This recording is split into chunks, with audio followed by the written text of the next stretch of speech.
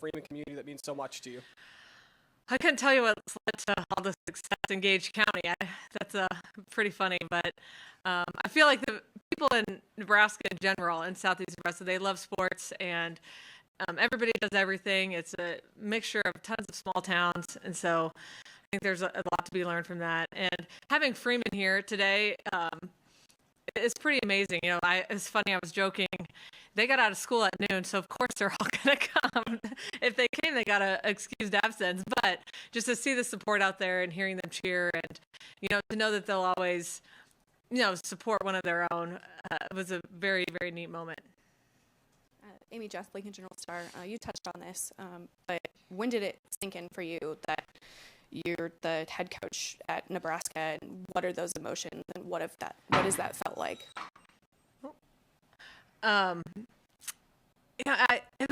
It's interesting because I hadn't been super emotional, or I don't know if it really has sunk in the last week that I was actually the head coach here. It's just like I'm so familiar with Lincoln and the athletic department. You know, Troy was joking, like I'm more familiar with the people here than he is, some of them. So a lot of people are the same. Until honestly today, when I'm getting ready for this and, you know, typing up some remarks, like, wow, I'm actually doing this. Like we're going to do this, and just seeing the support and the excitement, I think that's when it really hit me that this is happening. Dani, Lincoln Arneal with Huskers Illustrated. You came to town a couple weeks ago to watch that love match. Was that a pre-planned trip, and when did you realize that trip led to other conversations, and more was that weekend? Yeah, I wouldn't say it was really pre-planned because, you know, I have two former players playing for the Madison team, and there was a schedule change, and the original game I was going to go watch them wasn't going to work out, and so it was like, this is the perfect time to go home and also see them, and it's kind of before the big recruiting rush. But it also was a little bit of fate, you know, when I started talking to John, and he's like, oh, if you're coming in town, let's meet with Troy. And I was like, really? And so that's when I knew that John was getting more serious about retiring, that if he was going to go to that length, you know, I knew it was getting serious. Hi, Dani. Andy Kendi with KETV.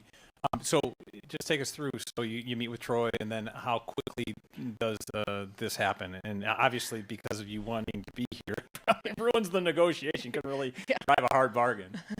True, but no, it was pretty quick, you know, and I think John had a lot to do with that. Just his support and him, you know, really feeling confident that I could do it, and I think he talked to Troy a lot more than I did about it, and but it was pretty quick. You know, we met on Saturday or Sunday, I don't even know what day, and then I think a few days later, you know, Troy was like, so do you want to be the next coach here? I was like, well, yeah. I was actually in practice, and I stepped out to take the phone call, and that's when the ball really started rolling. And a follow-up here. Obviously, expectations are sky high here. What are your expectations leading this program? Expectations aren't changing. You know, our expectations is to be in the hunt to win the Big Ten and to be in the Final Fours and winning national championships. You know, but I also, you know, want our players to leave here just loving the sport of volleyball and loving the game, and, you know, be dying to play pro or coach or give back, and have this feeling of that they're not burnt out. And so the expectation is for these players to have an amazing experience, and usually that leads to success. Abby Barmer with Husker Online. Obviously, a big key to this is that John is retiring. What was your reaction when he told you he was going to retire, and just how important has his impact been on your career as a player and now coach? You know, I knew he was always thinking about retiring, but in the back of my head, I was like, I don't know if he'll ever actually pull the trigger, because he has such a great team, and he says a lot. Like, this is the most fun I've ever had coaching. So for him to walk away now, I think said a lot about, you know, his family. Like, he cares about his family. He wants to spend more time with them, and the fact that he's confident and satisfied with what he's done, that he can walk away, and also the fact that he's going to still be a big part of this program and helping me, especially through this first season. I forgot the second part of your question. What's he meant? Okay.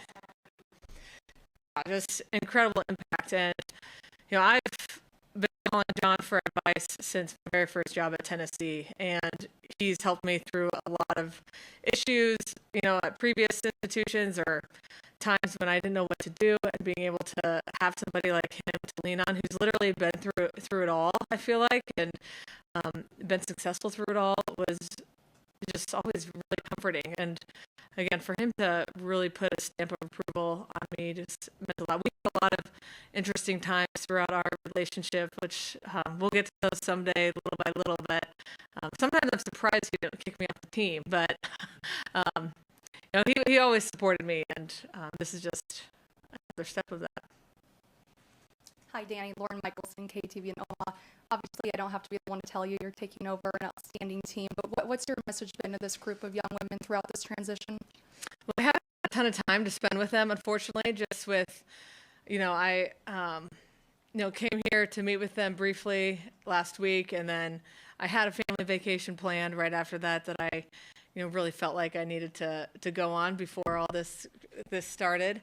So I haven't had a ton of time, but mainly it's just, again, what I said out there, that the values are going to stay the same, but there's going to be some different things that we do, and I'm excited to give them a little bit of change while also keeping so many things the same, because there's so many amazing things that have worked for so long.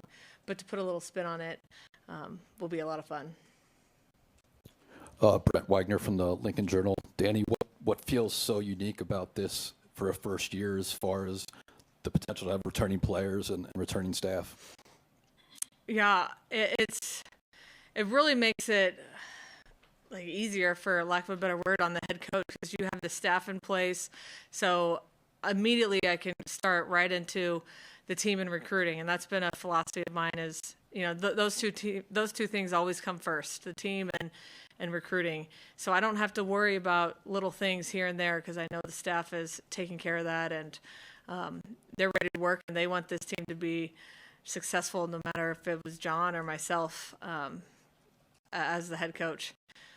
And then just having the team coming back and being so supportive, and getting text messages and just seeing them, and I can feel their smiles and excitement, and I know they're going to be ready to work and really enjoy a little bit of change.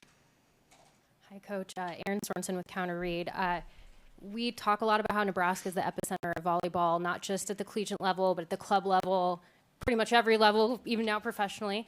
And for you being the first woman to lead this Nebraska volleyball team, what do you hope that can show all of the women across the state as far as what's possible for them, and maybe those little girls that are sitting in that crowd right now? Yeah, what's amazing about our sport is this ball has already been rolling. This year we had the first woman to win a national championship, and now you're seeing more women take over these historic programs, and getting a chance to lead and to show that we can do it. And for me, it's more than just being a woman. It's just about, we can be really successful and competitive, but we can also have great family lives and great lives outside of our sport. And I'm hoping to model that to them, that you really can do it all. Hi, Coach. Adam Kruger with CBS in Omaha. When it comes to that 06 meeting with John, it's been beaten to death. But what's the main lesson you took from that you hope can still apply to today's generation? Number one, the young athletes, when they're playing on their club teams and playing on their high school teams, to not just be obsessed with playing one certain position, and to be open to trying different things. You want to be the most well-rounded athlete you possibly can be.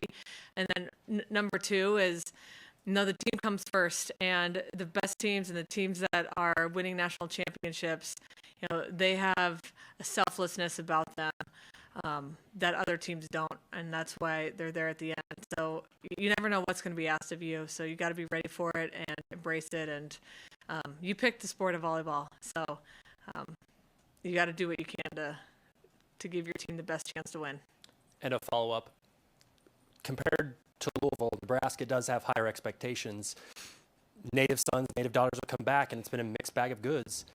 Did that make you hesitant at all to come back?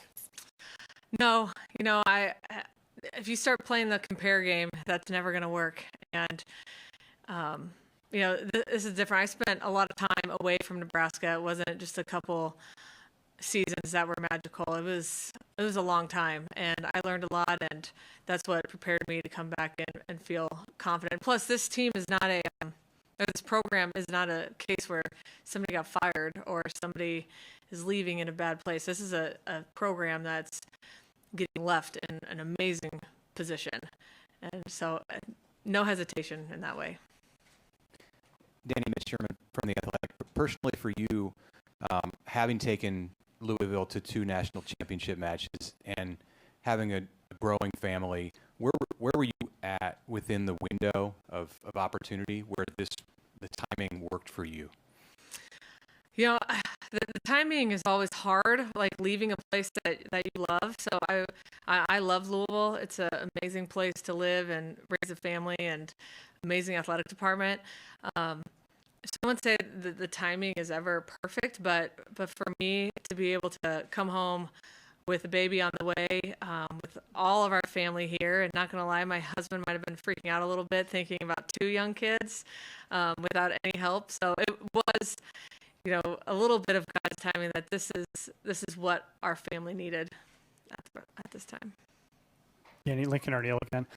You I don't know if it was intentional or not, but in your last contract you negotiated with Louisville, you put in a buyout clause with exception for Nebraska too. Is that kind of a red flag saying, hey, I'm interested, remember me over here? Or what was the rationale behind putting that clause in with Nebraska in your contract? I think that was more discussions with Josh, the AD at Louisville, and I wanted to make sure that I did not take Nebraska off the list of my opportunities, but I also knew that I wanted to be true to Louisville, but unless something at Nebraska came up, and I think Josh did the right thing, and he talked about a lot of it's the right thing to do to almost like a reward. We're gonna honor, or we're gonna give you this great contract, but we understand that Nebraska is a special place to you, and we don't want to close any doors for you.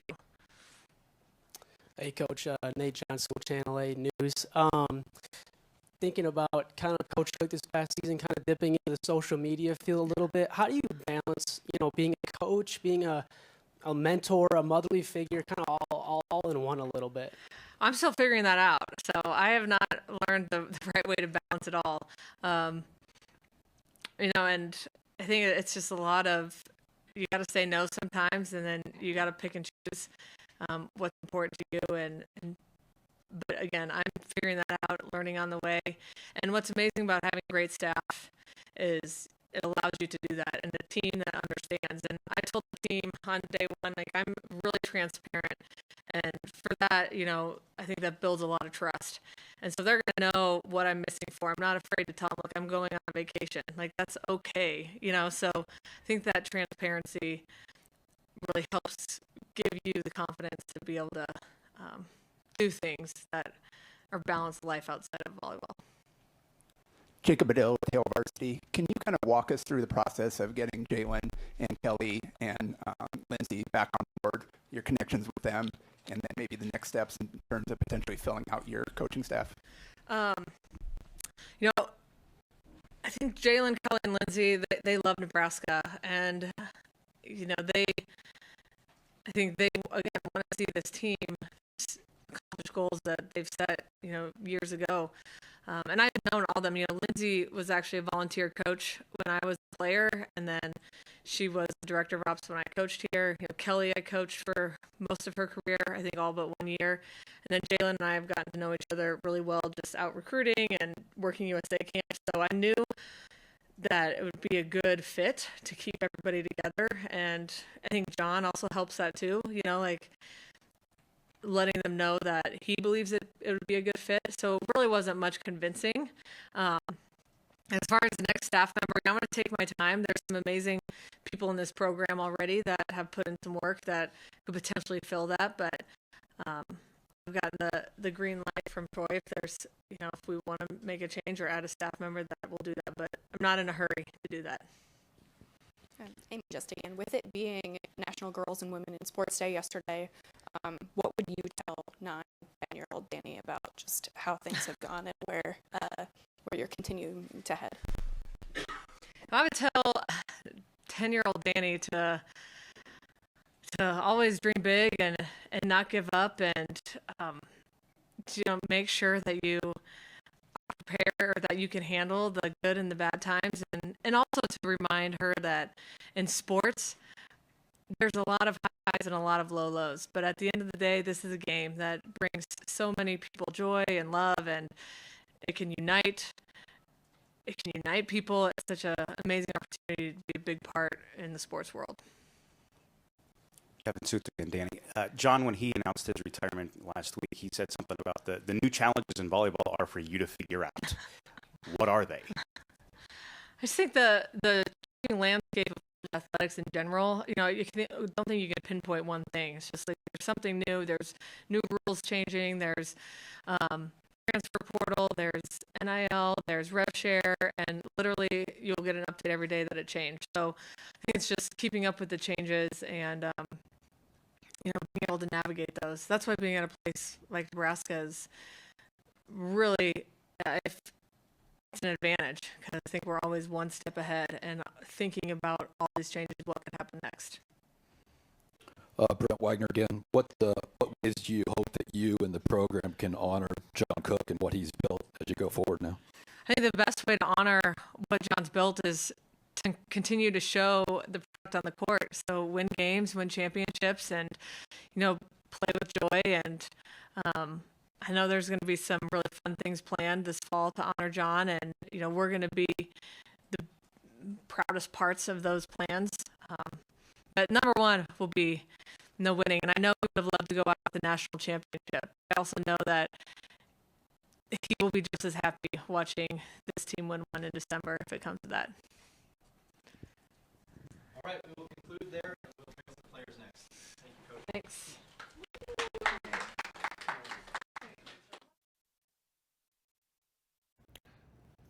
Former Nebraska player Dani Busboom Kelly in her first news conference as the Huskers' new volleyball head coach. Before that, they had a huge celebration there at the Bob Devaney Center. Huge crowd there to officially welcome Dani back to the Nebraska volleyball team, a Cortland, Nebraska native. And she was named the 4th head coach in program history here at Nebraska. On January 29th, she'll take over for John Cook, who retired after 25 seasons. Busboom Kelly spent the last 8 years, as many of you know, building Louisville into a national powerhouse. A couple of quotes I really like. She said, "A huge thank you to John Cook. I would not be here without his mentorship and support. And Nebraska is the greatest place in the world to play volleyball." There you go. Tonight, Dani Busboom Kelly is back home. We're going to have more coverage for you on this coming up on our newscast at 5 o'clock. Of course, KOKNTV.com and on our Now Local News app. I'm Rod Fowler. Thank you for joining us. For now, let's send you back to regular programming. This is Channel 8